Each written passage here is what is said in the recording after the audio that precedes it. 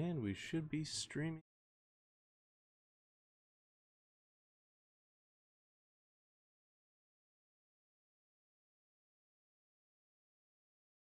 Alright, it looks like we're streaming live. I'm going to be waiting for some people to jump on here. Let me actually move my chat box up. That way I see when people are tuning in. I move. To be able to see video.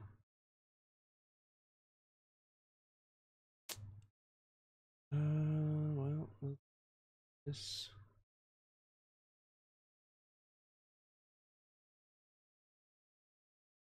Go back.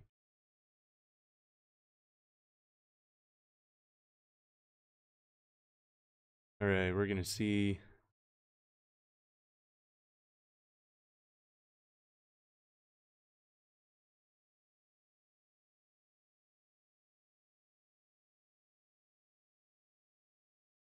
Gabe, Josh, hey guys, how are you? Please let me know. Can you see me? Can you hear me? Is it glitching? It looks like my stream health is extremely low, and I don't quite understand why that is. Good afternoon, Steven. I'm trying to figure out where the stream health is. So, wrong citizen, Jonathan. Gonna have to bounce soon, but wanted to say hi. Seems like it's been a while. It has been a little bit. Hey, Hooligan, thanks so much. Good seeing you, buddy. So, I'm kind of working on trying to figure out what's going on my end to be able to, I think I'm going to close down some of these windows here. I think I have too many windows open on my browser, and it's kind of cutting into the stream. Can you guys let me know, is it pretty glitchy on your end as you guys are listening? How's the audio? Is the audio peaking out or anything like that? Trying to close in a couple windows here. I was gonna try and do some converts on my Photoshop of my film scans, but I don't think that's gonna work as we're going through this. So I'm closing up a few things here. Again, lots of lag, super glitchy, laggy for me. All right, give me 1 second, guys. I'm gonna try and figure this out. I'm not quite sure what's going on here. Let me actually end my Photoshop action and see if that's what it is. That's I have an action running on Photoshop right now, and it's trying to convert some film scans for me. So let me close this out and see what it actually does. Kevin, hey buddy. So if you guys could just hang on with me for like 5 more minutes, at least 5 more seconds, while I try and get all this figured out. We should be having a smooth stream here in a couple minutes. Just closing some things down on my computer. I thought I was going to be able to run. I'm starting to realize that my mid 2010 MacBook, or my iMac, is really not as powerful as I had initially anticipated. I kind of built this thing up and beefed it up a little while back, but too much lag. Sorry guys, give me 1 second. Audio is good, audio is okay. Oh cool. Well, at least you guys can hear me. My Photoshop's in the middle of an action. I actually think that the Photoshop actions are what's doing the whole video lagging as of right now. Audio is cutting out too. Sorry, buddy. Give me a minute for this. I don't want to stop it in the middle of this action because it will corrupt this file. But as soon as this action is done and I save this file, I could close down Photoshop and we could jump over to the live stream solely. Man, somebody needs a new computer. Yes, yes I do. Emily and I have been talking about it, but we've been, I don't know, maybe I should stop buying photo books and start buying a new computer, huh? You know what, I am gonna just try and close Photoshop because it's actually not working. It keeps on doing the same action over and over.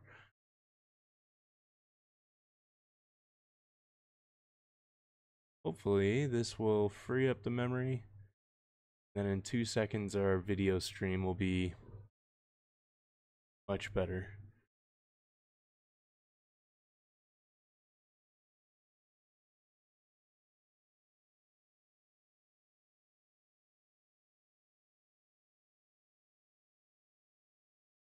You guys still hear me?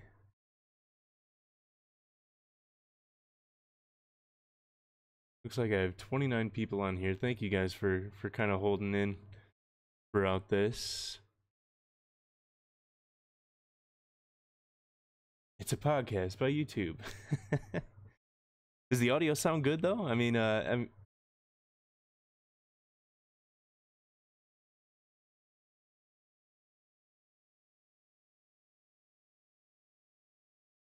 right, says that stream is resumed. Looks like a couple of you guys are still on here. And it says that our live stream health is in the green. So let me know. I gotta drag my chat back up here. I wish that they would just leave it up here for me. Let me know how it sounds and how it looks now. Still a little laggy in the program. Are any of you guys out there like super computer, not geeks, I don't want to say that, but knowledgeable? Any of you guys out there super computer knowledgeable? I need someone to help me build maybe like a Hackintosh or something that I can do crazy video editing on. Stop it, just would you put this down? It's oh man, I'm kind of frustrated with my computer right now. It will not let me drop. It's okay, you can say geek. Thank you. Oh my gosh, it's not letting me drop my my chat box down. Stop it. The output is low again. What the heck? This is driving me nuts. Right, I'm gonna close this down. Alright guys. Man, this whole thing. This alone might be enough to make me want to stay on Instagram Live. I think I'm still streaming. I've closed my browser window down, so I can't see if I'm still live on there.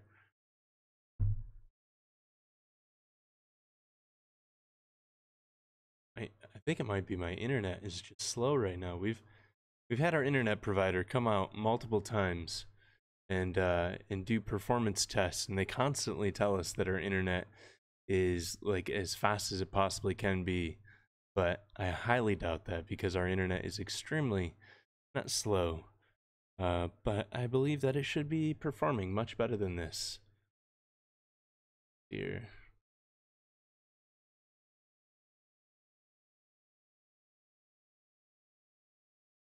Gosh.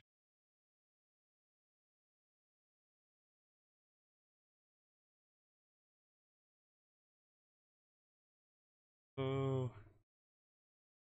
I think anybody's watching anymore. I think all of you guys have left. Maybe somebody's out there. Okay. Take this up here. Let me drop it this time. 15 watching. All right. The output is low. I'm gonna. Frustrating. We do have Xfinity and 480. Keep dropping the bit rate or something here.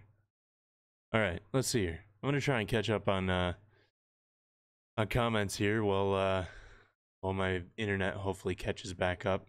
Everything else is closed, so all I have is just my my YouTube video window open with the live stream on, and then my program that does the live streaming. So I don't know why it's so slow. There's literally nothing else going on my computer, so I could see you a little bit better. Video is a bit laggy, but it's much better. You pay us well. That's why we're here. Audio is fine now. Video is better, but still a bit laggy. It's okay. You could say geek, a bit laggy, but better. Talk to Gabe. Hey, from Denmark. Hey, welcome. Geek is fine. Nice. Okay. Might not be anything with the computer processing. Are you doing any backing up to the cloud or any downloading? No, actually, let me see here. I turn all my cloud stuff off. That's a good idea.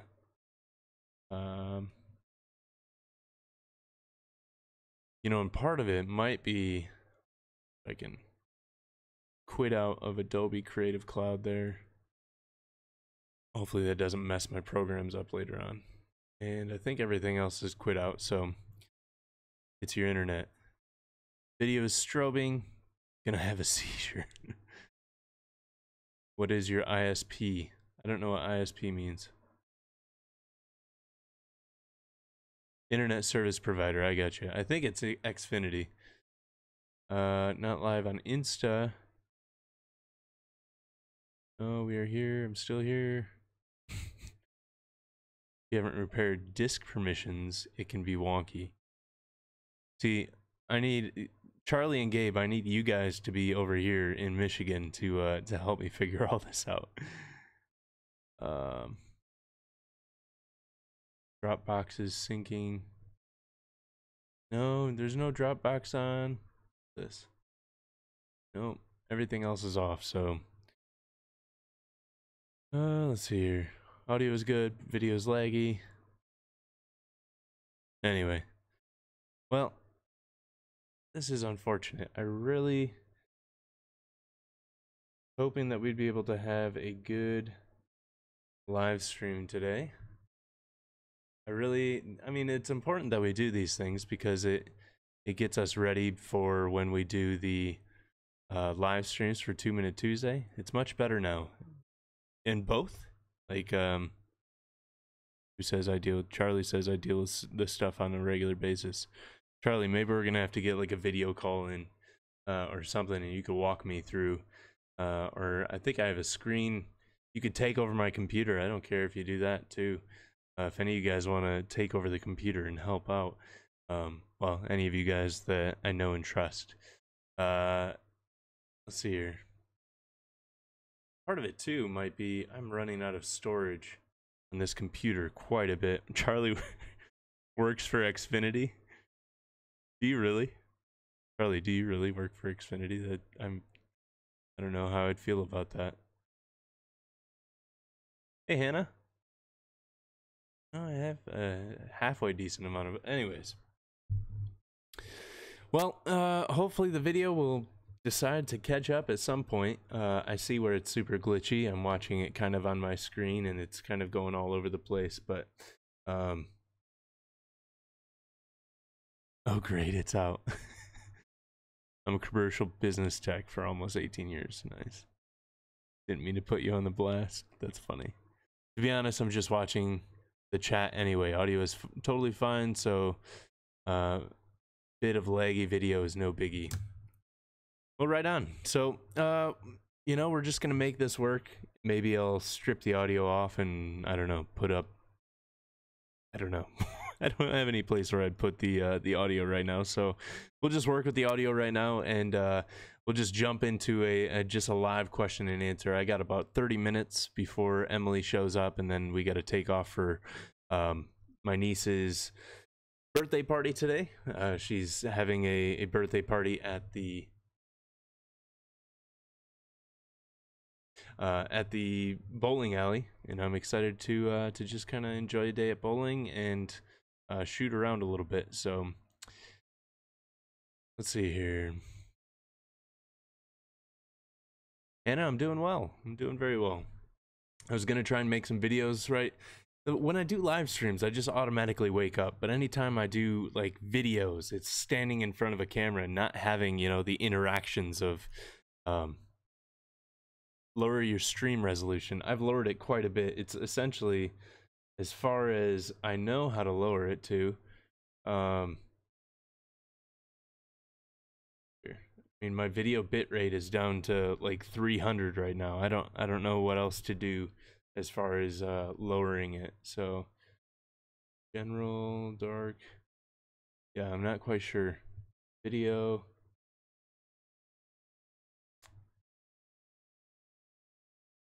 Yep. I don't know. I'm giving up a little bit on the video aspect of it right now. We're just gonna have to work off the audio, but let's see here. Talk about my passion for T-Max 3200. Well, if you guys watched my Instagram story today, I kind of went on a little bit of a rant. I had a lot of questions coming in. I posted something up about loading up some T-Max 3200 into the Leica earlier today, and they got a bunch of questions in of, you know, why do I prefer T-Max 3200 over Delta 3200, and why do I prefer it as my all-time favorite film? How do I feel about it compared to HP5 push 2 stops or anything like that? And really it all boils down to just the soul of T-Max 3200. It has the grain, it has the contrast that I look for in all my images, and it just has like a depth. It's almost like I was talking to Jeff UB Smiley, and we were talking about just how it kind of crosses over to the idea of pointillism, and it kind of feels a little bit like a drawing, or even like a pointillist painting, and just really getting to see images in kind of a different capacity. It's not smooth by any means. It has a visual texture to it. It kind of is like sandpaper for the eyes. Oftentimes when I talk about my photos, I talk about it in the case of coffee and coffee grounds, and I kind of want people to be able to view and see and just feel my images with their eyes, you know. So I just absolutely love T-Max 3200.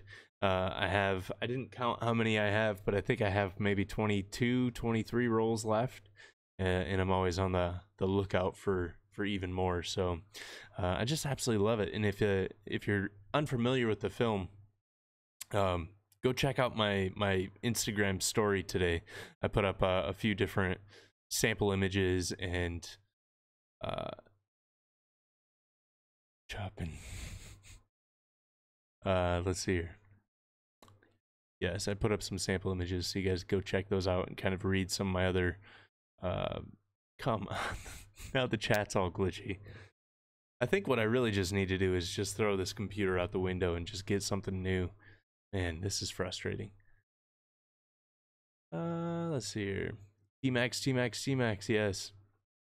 I do absolutely love, and actually, if you guys ever shoot T-Max 400, it pushes extremely well. So I love the grain structure. So the T-Max grain structure from the get-go is just a T grain structure. So T-Max, it kind of, at this point, because the emulsion has kind of died out so much and it's so expired, the grain does come out nice and, you know, big, chunky.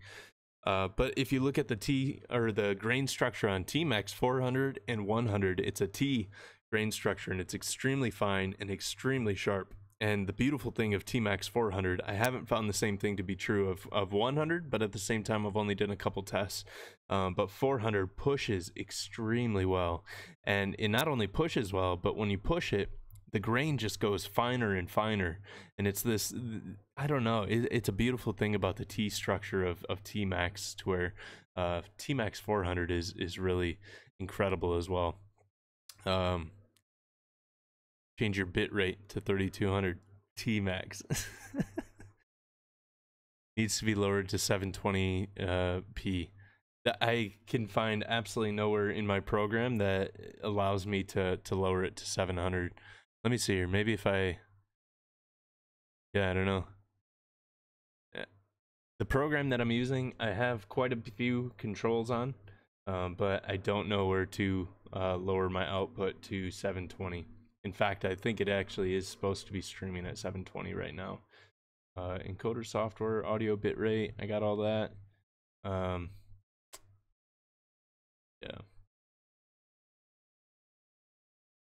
So, sorry guys.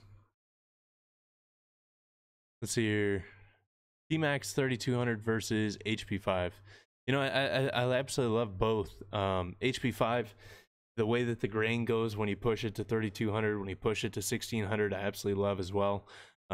and it is a good alternative for, you know, I don't have a whole lot of T-Max 3200. They're not making it anymore. I would absolutely love for Kodak to start bringing that out. That's the one film stock. You know, I say this lightly, but I could care less about Ektachrome and all these other chrome film stocks or anything like that.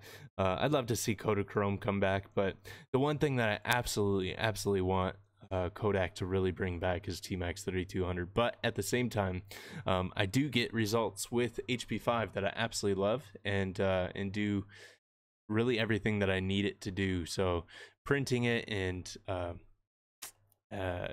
just, yeah, going through the whole process with HP5 is amazing. Let's see here. See, this is why I think it's partly my internet, because my chat message window is really glitchy right now. This is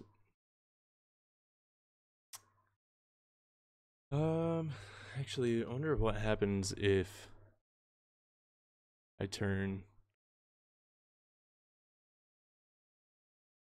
Gotta text Emily back.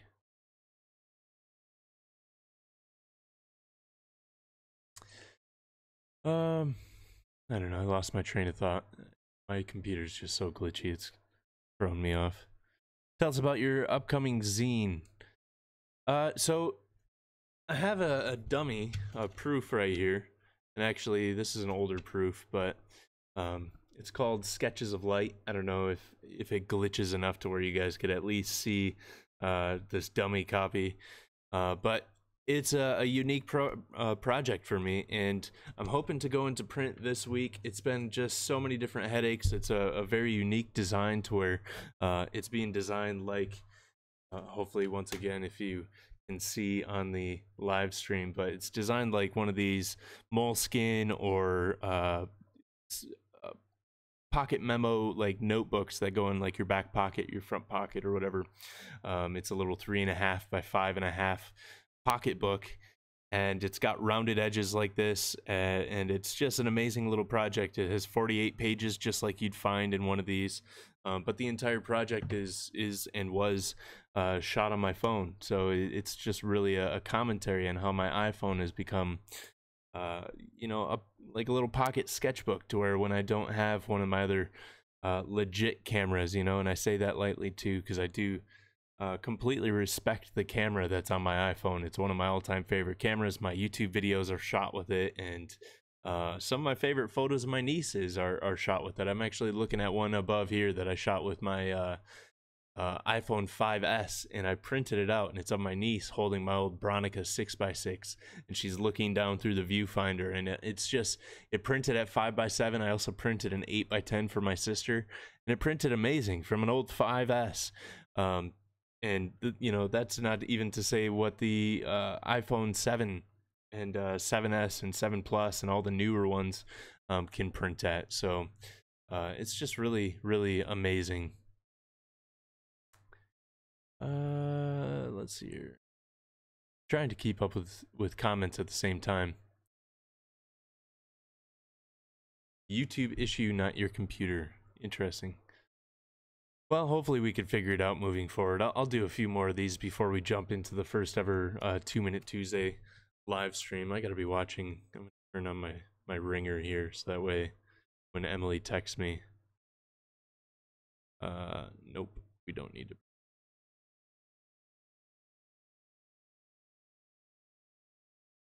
Sorry. Oh, I threw it down. It hit escape, so it might have just messed everything up. I don't know. But yeah, I'm really excited about the zine. It should be going into print this week if everything goes well. We've been hitting a lot of complications with, you know, how to make those rounded corners with the print shop in town, and then what that actually looks like. And it looks like I'm going to have to actually be partnering with them, because to have them do all the cuts and the folding and everything like that, it would be extremely expensive. So I'm going to probably be doing all the folds and everything. So it's going to be a part handmade, part professionally printed and bound, and it's just really interesting.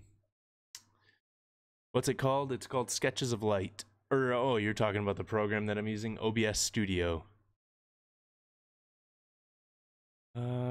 Let's see here.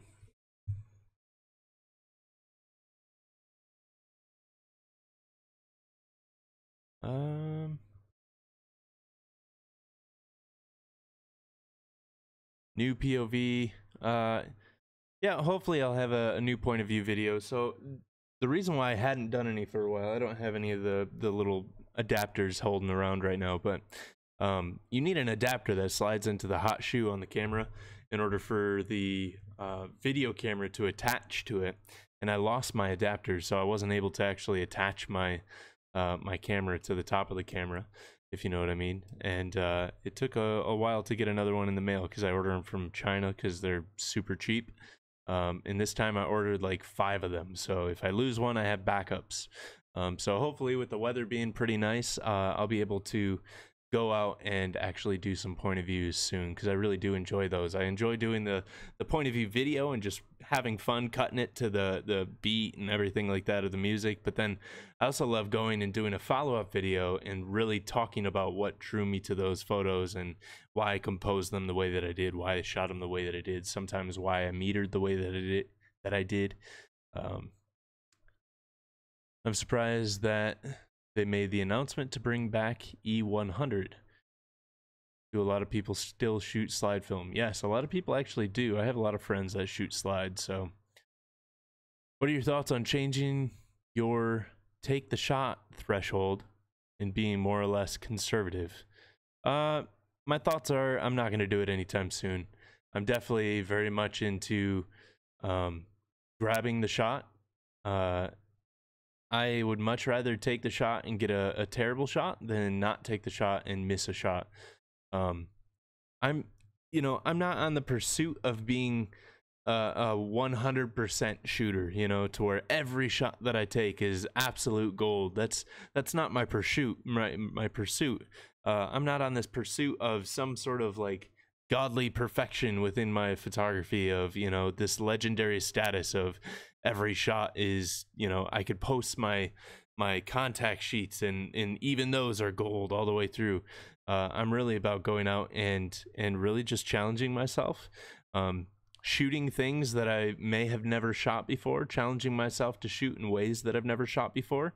And a lot of the times that's a lot of experimentation. A lot of the times that's a lot of, you know, I'm going to shoot this multiple different ways, intentionally. It's not like, so what I'm not saying is I don't go out there spraying and praying, trying to, you know, be the Rambo of the field. I am very intentional with the shots that I take, but that's not to say that every shot that I take is absolute gold. That's not to say that every shot that I take is going to end up in a book or on a you know, even up on Instagram or anything like that. So I would say that I am conservative, but at the same time in a very, very less conservative way than a lot of other shooters. So I enjoy going through and really working a scene, but doing it in a way of having a conversation with the scene. One of the videos that I've been saying that I was going to make, and I've been really just looking for the right opportunity to sit down to where my mind's kind of clear to go through it, is this idea of having a conversation with the scenes that I'm shooting, and being able to actually go layers deep within a scene. And sometimes that is shooting it multiple different ways. Sometimes that is, you know, working through an entire roll on a scene, and I have no problem. There's actually a lot of scenes that I shoot. When I was out in Chicago, there was times where I would spend an entire roll within 5 feet of myself, you know, like I didn't move any more than 5 feet before I was done with the entire roll. And I don't mind that. I don't think that that's a bad thing by any means. It's not a workflow for everyone. But at the same time, it does work for me, and a lot of my solid images have come from taking the shot that was on my mind, which allowed me to force myself to go deeper on the next shot, which allowed me to force myself to go deeper on the next shot. The way that my mind thinks about it is, in a conversation, you can't go directly to intimacy in a conversation right off the get-go. It's not allowed. It's just there's conversational rules that you have to go through, and there's, you know, a relationship that has to happen before you could step into the kind of intimacy that you can have with a close friend, with you know, my wife. You know, my wife and I, when we have a conversation, it took us years of many of the same types of conversations before we could get to the type of level of intimacy that we have now. So I kind of feel the same way with a scene of there has to be a certain surface level conversation. You know, sometimes you just have to get those snapshots out of the way in order to be allowed to go layers deep, if that makes sense. And to some people that might not make sense, and I'm okay with that.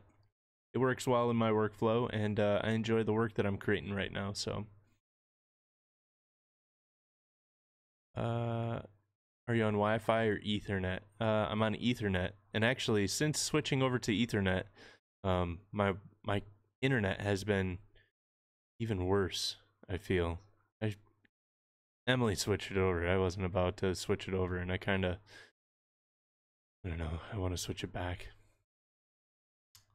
I feel I shot a 2-week trip in Cuba on my iPhone. Nice. I was toting my M6, and after a while I realized it was nice to only have to take the phone. I don't blame you. Look, and I'm excited about the print quality of the new zine. Like, it looks good, even though they're all iPhone shots. I mean, in fact, I guarantee you, for some of the people that don't read the description before they purchase the book, especially because it's smaller, once you get to larger 11 by 14 or anything like that, they're going to start falling apart. But for the smaller format, a lot of people aren't going to notice that it's not film until they get to the end and they read the excerpt that I've written at the end. So, Portrait 400... what you have to say about that? Absolutely love Portrait 400. I shoot it at all the weddings that I do. I shoot it on all the portrait shoots that I do, and it's my absolute favorite color film. So I don't know. I don't go too much into that. I kind of talk about it a little bit on the What's in My Bag wedding photography video, and I share some sample shots that I've taken with it. What are you thinking about Russian Fed cameras? I enjoy them. They're really hit or miss. I mean, I had a nice Kiev 4 for a while. Still jumps all around.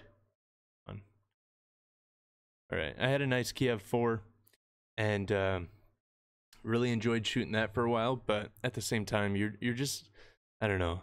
I'm much more into part of the reason why I'm into Leica setup, and you know, some people are going, oh no, here comes the Leica fanboy.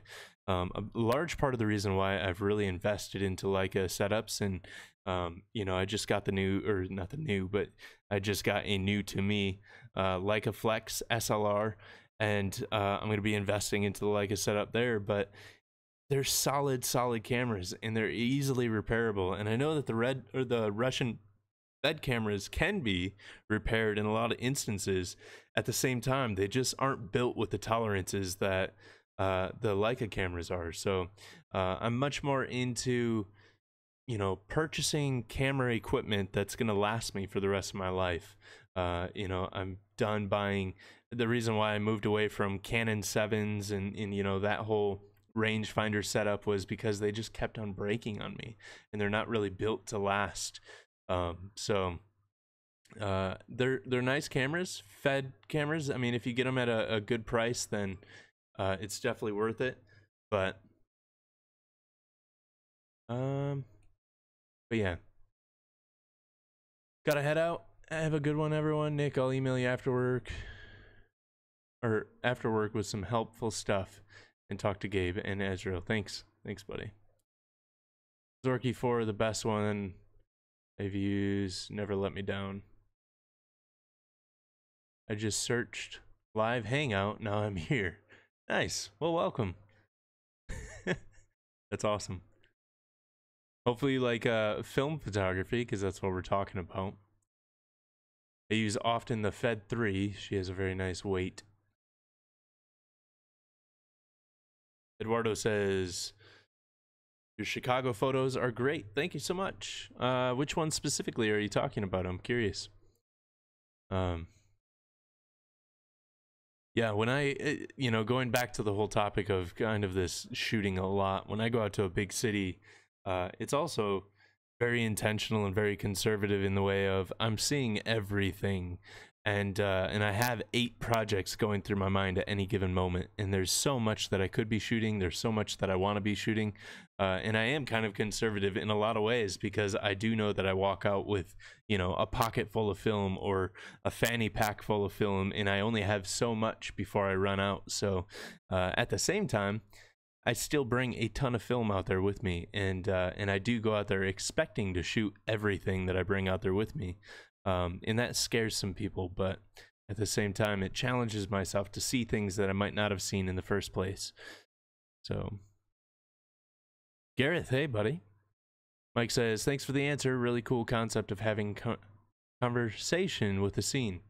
Yeah, like I said, I look forward to really diving into... my phone keeps buzzing, and I'm trying to make sure that it's not Emily trying to pick me up for my niece's birthday. She's downtown working in her studio, and she's on her way home right now. So as soon as she texts me and says that she's here, I'm going to have to cut this thing off real quick. But we should still have another 10 to 15 minutes. But yeah, the whole idea of the conversation with the scene, it was a realization and a conversation that I had with myself probably about 8 or 9 months ago.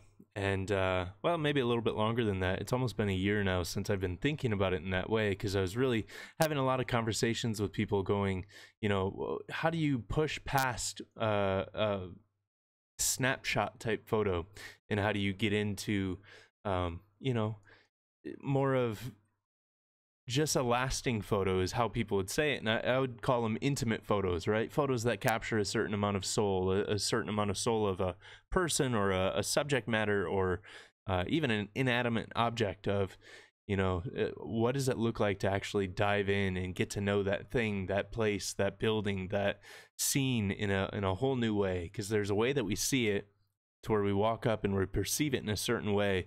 But then when we go layers deep, and that's why a lot of my work, I'm constantly honing in and in and in, and I'm going further and further into a scene and doing small, minute details. I really love that aspect of things. So, ever tried the Russian Jupiter lens on your Leica? Trying to think if I tried it on my Leica. So I had a Jupiter 12. I've had a Jupiter 8. Yes, I have actually. So the Jupiter 8, which I believe is the 50 f2. I used that on my Leica. I actually shot a concert with that lens and was actually surprised that it didn't flare up as much as I anticipated.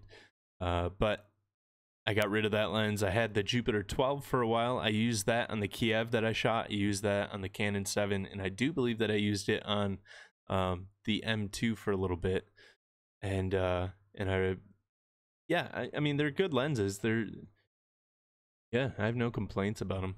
I actually have a Industar Russian lens.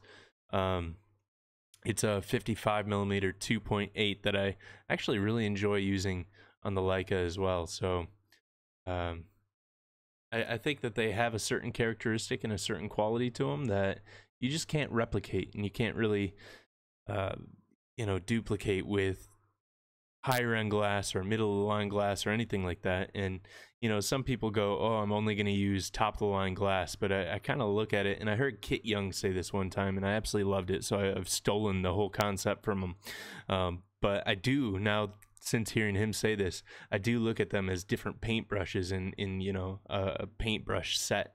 And I had that thought process, I just didn't have that language to put to it, and I absolutely love that. But you know, when I was shooting digital, I always loved even though I had and was using the 50-1.4 Sigma Art, which is a pristine and astounding lens.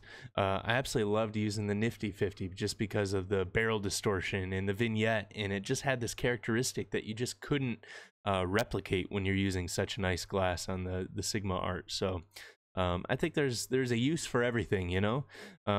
The plastic lens on a Holga could be used to make incredible art, just as much as, you know, the old Brownie Hawkeyes or anything like that. So I don't think it's all about getting the best glass, but at the same time, there is a use for the best glass as well. So 8 projects. Let's see here. Frederick says, well, if this really is you, Chopin, but like a M4 or M2, I use an M2. I absolutely love the M2. It's so simple.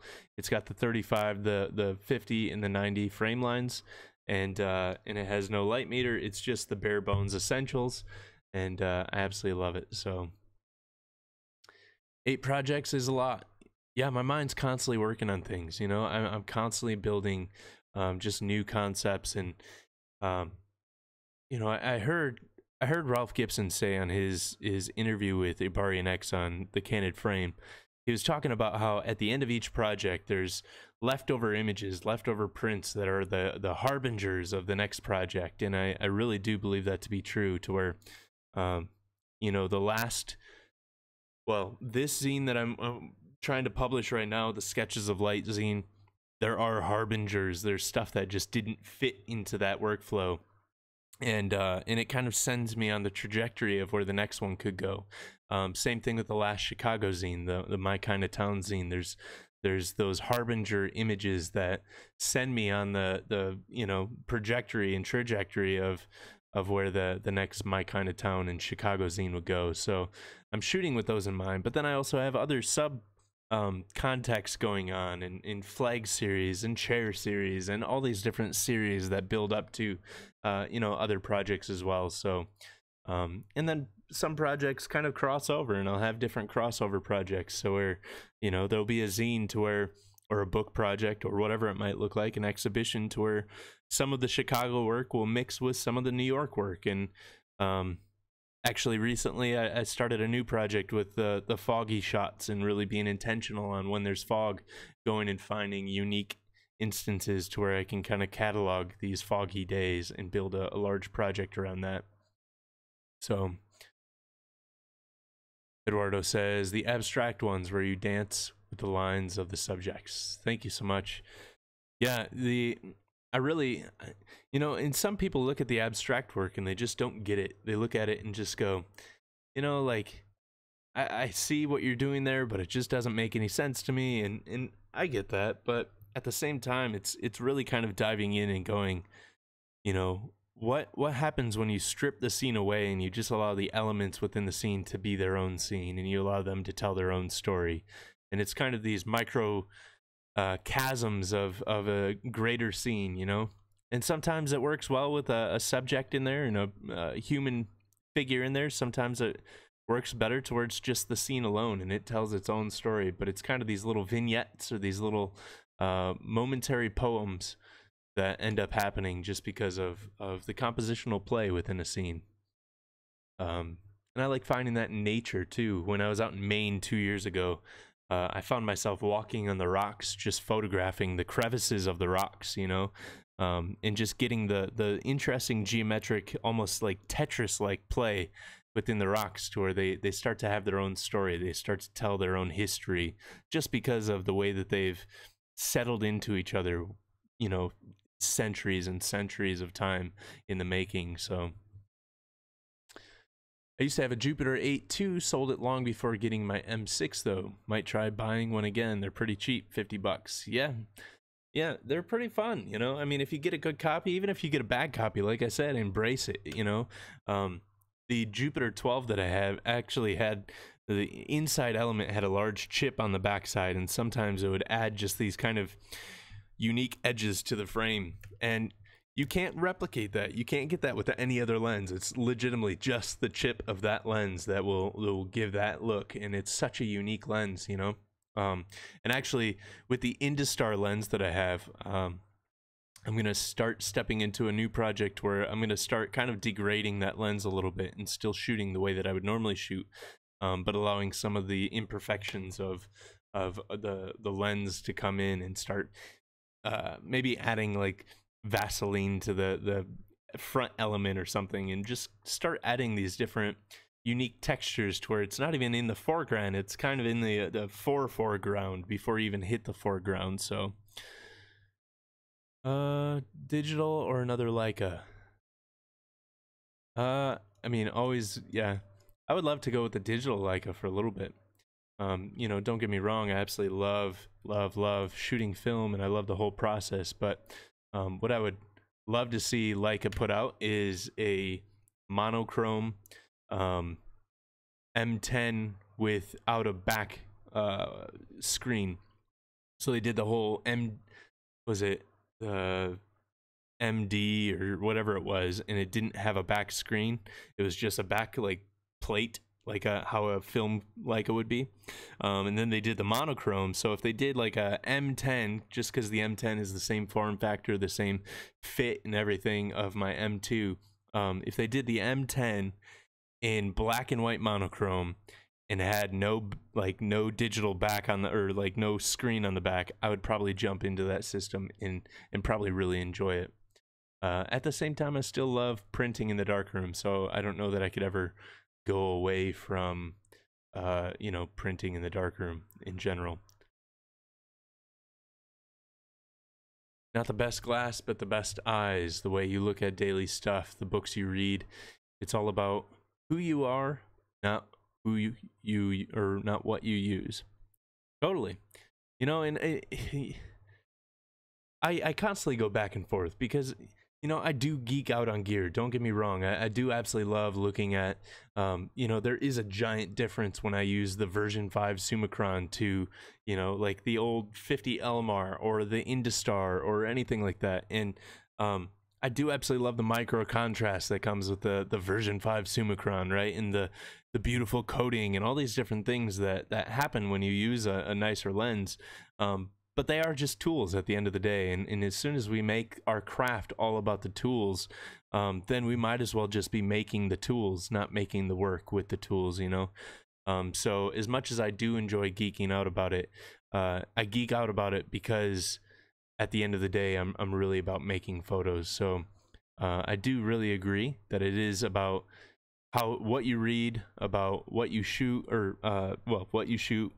But I also think it's, you know, one of the videos that I've been contemplating for the 2-Minute Tuesday, I'm kind of brainstorming for some going into season 2 coming up, is this idea of taking a step back and not actually, you know, delving into learning photography so much, and kind of getting people, because I think within photography we delve into so much within the photographic world. We're always listening to interviews with other photographers. We're always listening to, oh,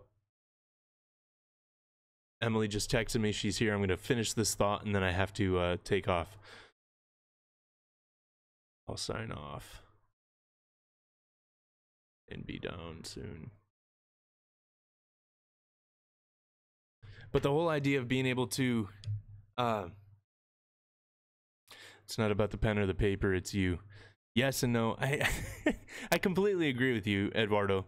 But at the same time, if you're going to write a novel, it's best to have equipment and a pen and paper that works best for flowing and for not getting muscle cramps. And anyways, that's kind of skewing it in a different way, but I definitely understand what you're saying. Anyways, going back to the whole idea, actually, I'm just gonna cut it off because you know, we're gonna go over that in a 2-Minute Tuesday. So there's a little bit of a sneak peek of one of the episodes is gonna be about not diving so far into photography. So I gotta go, guys. I love you guys. Thanks for jumping on. Sorry the video was so glitchy. I will be back and we'll try this again and see.